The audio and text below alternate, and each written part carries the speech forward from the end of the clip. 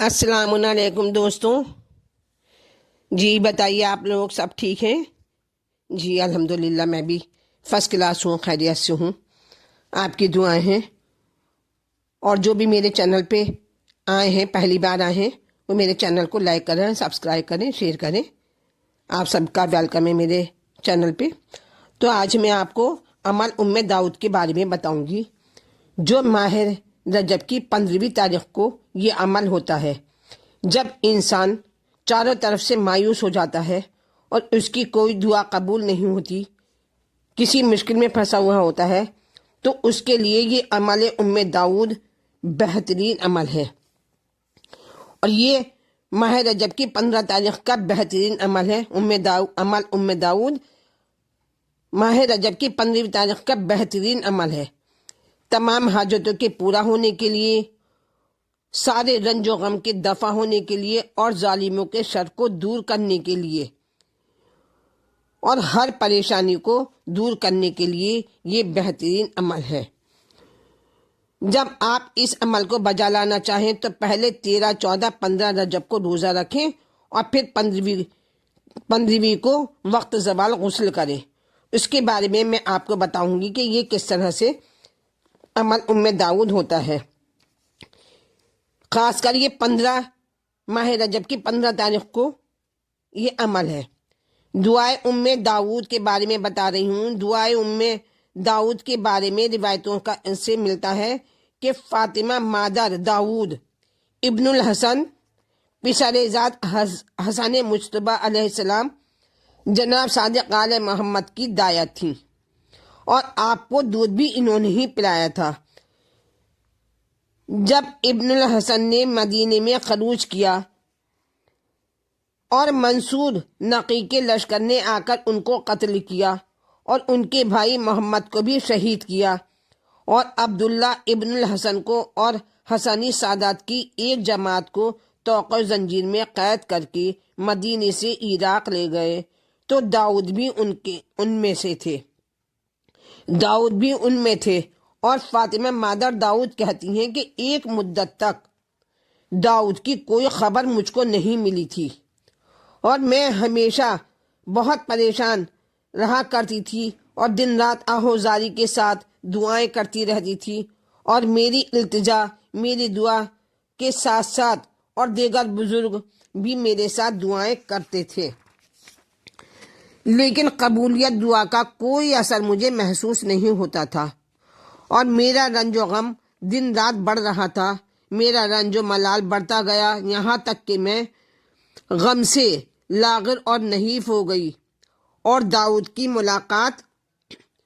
से बिल्कुल मायूस हो गई। दाऊद की कोई खैर खबर मेरे पास नहीं आई। इसी असना में, इसी दौरान में मैंने सुना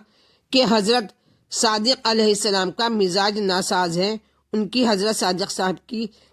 सादिक अलैहिस्सलाम की तबीयत ठीक नहीं है। मैं आपकी अयादत को गई, आपको देखने के लिए गई, तो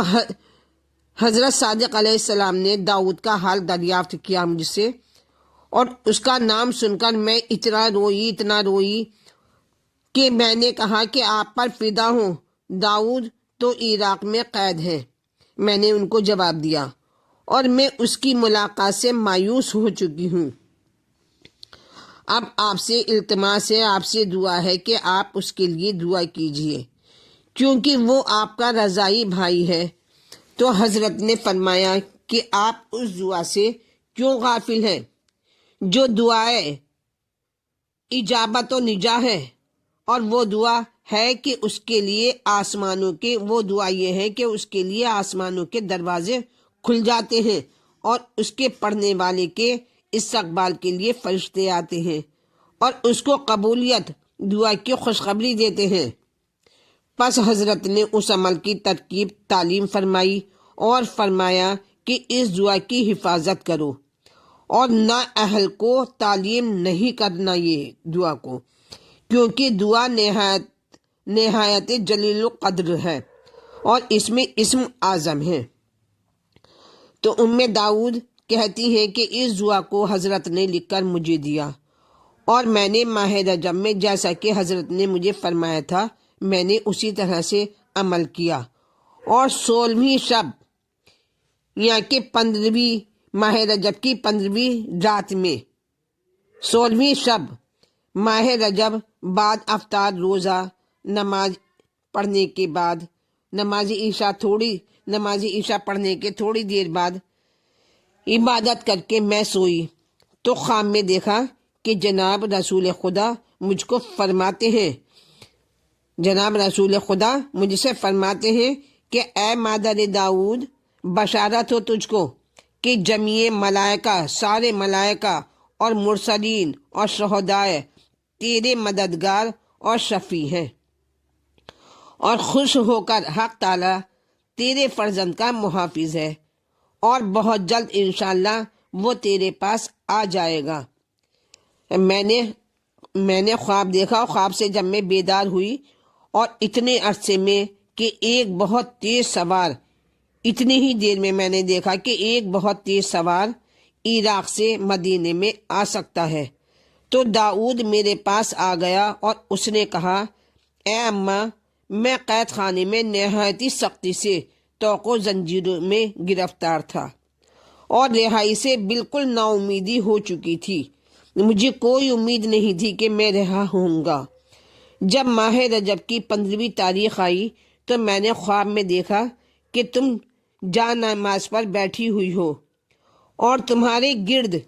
تمہارے چاروں طرف کچھ بزرگ ہیں جو تسبیح خدا میں مشغول ہیں۔ ان میں سے ایک بزرگوار نے، جن کے متعلق مجھے گمان ہوا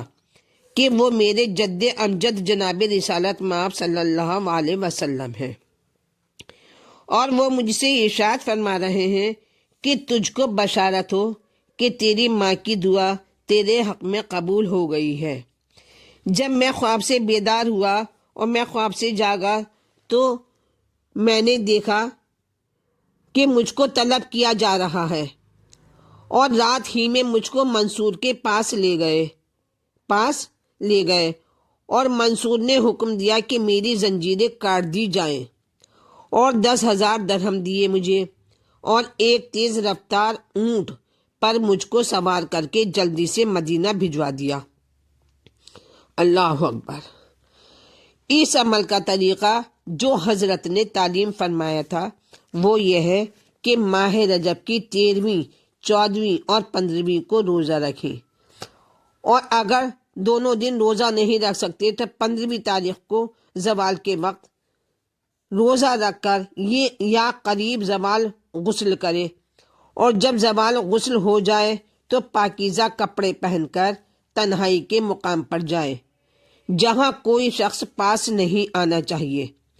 اور 2 رکعت کر کے 8 رکعتیں نماز نافلہ ظہر کی پڑھیں،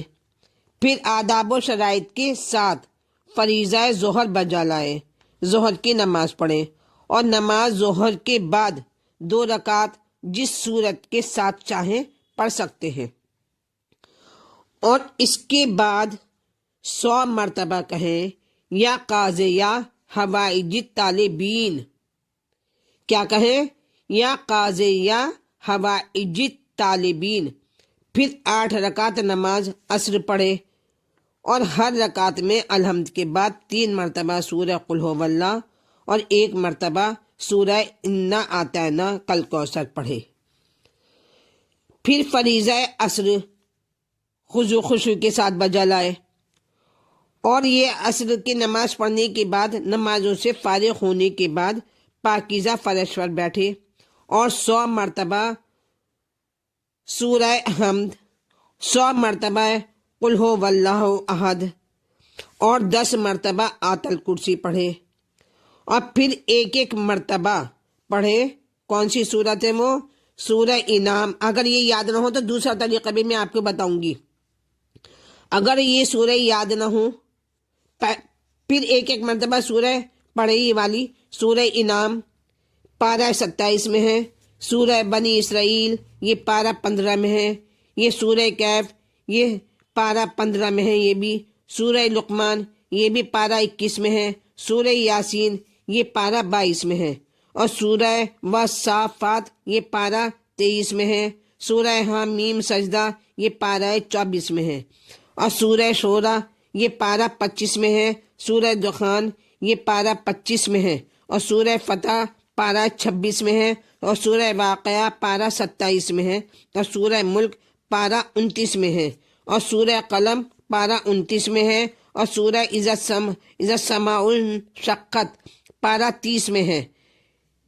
یہاں سے لے کر آخر قرآن تک اگر یہ سب صورتیں آخر قرآن تک پڑھے،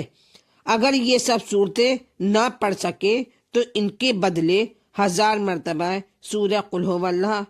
احد اور احتیاطاً اول 100 مرتبہ سورہ حمد اور 10 مرتبہ آیت الکرسی بھی پڑھے۔ اور ایک روایت کے ہے کہ سورہ حمد سے قبل، سورہ حمد سے پہلے 100 مرتبہ سبحان اللہ والحمد للہ ولا الہ الا اللہ واللہ اکبر کہے،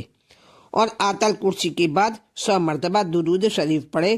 پھر اس کے بعد اپنی حاجت کو طلب کرے، انشاءاللہ تعالی جلد سے جلد آپ کی مراد پوری ہوگی، آمین۔